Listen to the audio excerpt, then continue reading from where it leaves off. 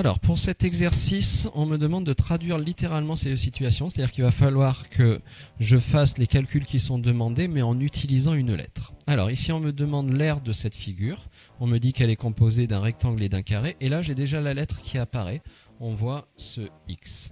Alors, si je m'occupe du rectangle, il faut se rappeler que l'aire, c'est longueur fois largeur. Donc, longueur, ça a l'air d'être 7, multiplié par la largeur vaut X. Donc finalement, j'ai la lettre X qui apparaît ici. Mais on me dit que cette aire est également composée, donc je vais ajouter de l'aire de ce carré. Ah oui, mais un carré, c'est côté fois côté. Le côté vaut X, ça va donc me faire X fois X.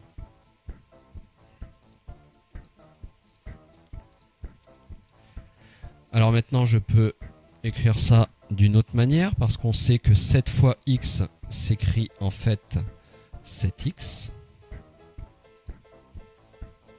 plus, et x fois x s'écrit x au carré. Voilà, j'ai réussi à écrire littéralement l'aire de cette figure. Deuxième exercice, j'ai 800 personnes qui sont venues à un parc d'attractions. X est le nombre d'adultes et on me donne le prix d'entrée pour les enfants. Alors, il faut déjà que je trouve quel est le nombre d'enfants. L'idée, c'est de me dire, les enfants, ce ne sont pas les adultes. Donc, le nombre d'enfants, ce sont toutes les personnes qui sont venues au parc d'attractions, 800, auxquelles j'enlève les adultes. Oui, mais les adultes, c'est X. Donc, j'obtiens le nombre d'enfants. Le nombre d'enfants, c'est pas un nombre, c'est un calcul qui contient la lettre X. Alors maintenant, quel est le prix total payé par tous les enfants? Les enfants ont payé 8 € chacun. Donc ce que je dois me dire, c'est que le prix total payé par les enfants, c'est le prix payé par un enfant multiplié par le nombre d'enfants. Et le nombre d'enfants, on vient de le trouver, c'est 800 moins X.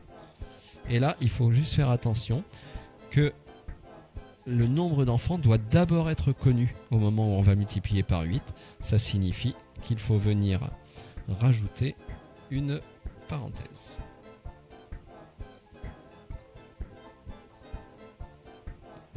Voilà, alors après on pourrait développer et réduire ce calcul, mais là c'est pas demandé, on nous demande juste de trouver le calcul littéral. Voilà donc deux exemples d'exercices où on nous demande de trouver un calcul littéral correspondant à une situation.